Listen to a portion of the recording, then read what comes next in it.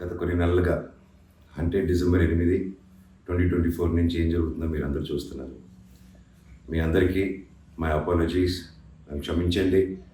ఎందుకంటే ఈ ఒక సమస్య నేను ఎవరి కోసం అయితే పోరాడుతున్నానో మా స్టూడెంట్స్ కోసం అండ్ మా కాలేజీలో ఆపోజిట్లో ఉన్న పని చేసుకుంటూ ఉన్న ప్రజల కోసం అండ్ వ్యాపారాలు చేసుకుంటున్న ప్రతి ఒక్కరి కోసం. అండ్ నేను ఫస్ట్ నుంచి దాని మీద మాట్లాడుతుంటే అది తప్ప డైవర్షన్ చేస్తూ నా మీద అటాకులు చేస్తూ నా కుటుంబ సభ్యులను లాగుతూ నన్ను ఒక మనిషిని ఎన్ని విధాలుగా ఇబ్బంది పెట్టాలో అన్ని విధాలుగా ఇబ్బంది పెట్టేస్తున్నారు. అండ్ భయపడతారు అనుకుంటున్నారేమో, అది జరగని పని, ఈ జన్మకి జరగదు. అది నేను తప్పు చేయలేదు.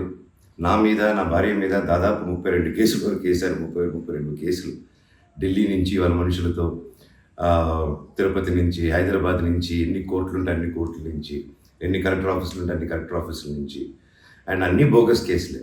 అండ్ అన్నింటికి నాది ఒకటే రిప్లై, ఎందుకంటే నిజానికి ఒకే వర్షన్ ఉంటుంది, అబద్ధానికి అన్ని వర్షన్స్ ఉంటాయి. క్లుప్తంగా ఈ మధ్య జరిగింది. నేను ఫస్ట్ ఏం చెప్తున్నాను, వీళ్ళు బౌన్సర్స్ చేసుకొని మా వాళ్ళందరినీ కొడుతున్నారు, అక్కడ ఊరు వాళ్ళందరినీ కొడుతున్నారు, స్టూడెంట్స్ని కొడుతున్నారు అని నేను చెప్తూనే వస్తున్నాను. నేను అలా చెప్తుండగా నేను రాయచోటికి ఒక ఫంక్షన్కి వెళ్ళినప్పుడు ఆ ఫంక్షన్లో ఇక్కడ ఉన్న వాళ్ళందరూ వచ్చి ఒక వ్యక్తి రాకుండా ఇక్కడ వ్యాపారం చేసుకుంటుంటే ఆయన స్టోర్లో దూరి వస్తువులన్నీ ధ్వంసం చేసి కొట్టేసి అక్కడ ఉన్న స్టూడెంట్స్ని కొట్టి అద్దాలన్నీ పగలగొట్టి ఆ వీడియోస్ అన్నీ వచ్చాయి బయటికి. ఇంకా చాలా వీడియోస్ ఉన్నాయి. అన్నీ నేను చంద్రగిరి సిఐ గారికి ప్రతి ఒక్కరికి ట్రాన్స్ఫర్ చేయడం జరిగింది. ఓనర్ ఇంకా కనిపించలేదు, ఆయన ఏమయ్యాడు, ఎవరు దీంట్లో ఉన్నారో తెలియదు. కాకపోతే వచ్చి కంప్లైంట్ అది చూసిన వాళ్ళు వచ్చి కంప్లైంట్ ఇస్తున్నా కంప్లైంట్ తీసుకోలేని పరిస్థితి.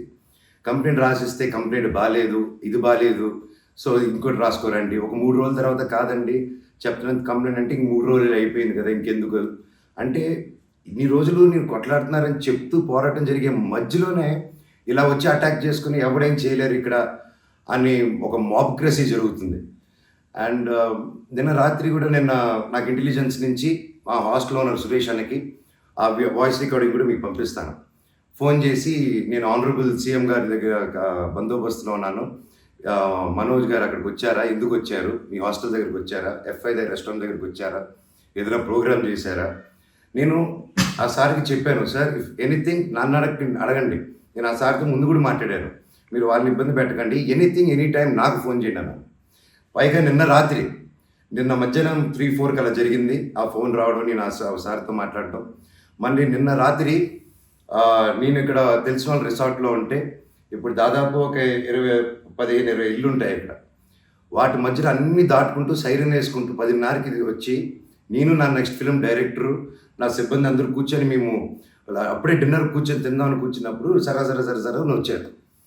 సరే ఏంటని అందరూ కంగారు పడి వెళ్ళారు. ఏంటి సార్ అంటే, మీరంతా ఇక్కడ ఏం చేస్తున్నారు, నేను సీఎం గారి దగ్గర నుంచి వస్తున్నాను, ఆనరబుల్ సీఎం గారి దగ్గర నుంచి వస్తున్నాను, నీ పేరేంటి, ఏ ఊరు, అసలు ఇక్కడ ఎందుకు ఉంటున్నారు మీరు అని రాత్రి 10:30కి ఒక ఎస్ఐ గారు, కానిస్టేబుల్ గారు.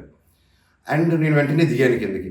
సార్ ఏంటి సార్ సీఎం గారు దగ్గర నుంచి వచ్చారని చెప్తున్నారు, what did we do mistake sir, ఒకసారి నాకు చెప్పండి ఎవరు అప్రోచ్ అయ్యారో, నేను వచ్చి కలుస్తాను సార్ అని చెప్పాను. లేదు సీఎం గారు లేదు, నేను ఆయన బందోబస్తు ఫినిష్ చేసుకుని వచ్చాను అని చెప్పి ఆయన మాట మార్చారు. ఓకే సార్ అంటే మేము దాదాపు ఒక 10-15 మంది ఉన్నామండి ఇక్కడ రిసార్ట్లో, ఒక 3 ఇల్లు తీసుకుని ఉన్నాము. అండ్ అందరూ చూస్తున్నారు, అన్ని రికార్డింగ్స్ అన్నీ చేస్తున్నాం మేము జరిగిందంతా.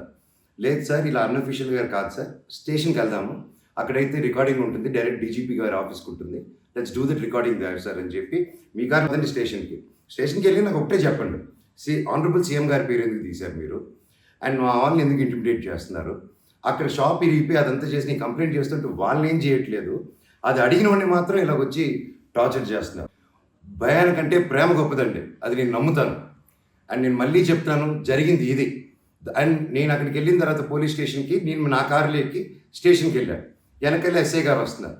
స్టేషన్ లోపల ఆగి వెళ్ళిన తర్వాత ఎస్ఐ గారు 500 మీటర్ల దూరంలో ఆగారు. ఆగిన తర్వాత మా వాళ్ళు వెళ్ళి సార్ వెయిట్ చేస్తున్నారు, అన్నీ ఎందుకు వస్తున్నానని కారు తీసి ఆయన వెళ్ళిపోయాడు, ఆయన కానిస్టేబుల్ గారు. నేను లోపలికి వెళ్ళి హెడ్ గారు ఉన్నారు, ఇంకో కానిస్టేబుల్ గారు ఉన్నారు. అయ్యా కెమెరా ముందు మాట్లాడదామని చెప్పి, అయ్యా ఇలా వచ్చి నన్ను డిస్టర్బ్ చేశారు, ఎందుకు చేశారంటే ఎస్ఐకి ఫోన్ చేసి నేను తీయట్లేదు సార్ అంటే స్పీకర్ పెట్టండి అన్నాను, అన్నీ రికార్డ్ చేశారు. అండ్ అఫీషియల్ ఆ కెమెరా ముందే మాట్లాడుకున్నాం. దయచేసి పోలీస్ స్టేషన్లో జరిగిన రికార్డింగ్స్ కుదిరితే చూడండి, మీరు తెప్పించుకొని ఏం జరిగిందో. ఇదండి జరిగింది. అండ్ ఎస్ఐ గారు రాలేదు, ఎవరు రాలేదని నేను ఇక్కడే వెయిట్ చేస్తున్నాను. ఈలోగా సీఐ గారు ఫోన్ చేస్తే నాకు మెసేజ్ పెట్టండి సార్, మా వాళ్ళకి నేను ఇక్కడ నన్నే ఇంత ఇంటిమిడేట్ చేసి నన్ను ఇలా తొక్కాలని చూస్తూ ఉంటే ఇంకా మిగతా వాళ్ళందరినీ ఏం చేస్తారు సార్ మీరు? నేను ఊరి దాటాక వాళ్ళని ఏం చేస్తారు సార్? వాళ్ళకి ఏం ప్రొటెక్షన్ ఉంది అని చెప్పి అనడం జరిగింది. సో ఇది జరిగింది. ఎందుకంటే ఒక్కొక్కరు ఒక్కొక్క న్యూస్ క్యారీ చేస్తున్నారు. But this is the facts happen. నా దగ్గర ప్రతిదీ ఫ్యాక్ట్ ఉంది. నన్ను తప్పు అయితే నా షర్ట్ పట్టుకుని అనవరే మనోజ్ నువ్వు తప్పురా అని అడగండి మీరు. I'm ready for that. But దీంట్లో జరిగిన దీంట్లో ఏది నాది ఒక తప్పు లేదు. అండ్ ఈరోజు కూడా I'm going to meet SP గారు ఈరోజు 5 గంటలకి. ఆయన కలిసి ప్రతి ఒక్క ప్రూఫ్ ప్రతిదీ నా దగ్గర ఉండేది వెళ్ళి తీసుకెళ్ళి చూపించి సార్కి సబ్మిట్ చేయాలనుకుంటున్నాను. థ్యాంక్ యూ సో మచ్ అండి. జై హింద్.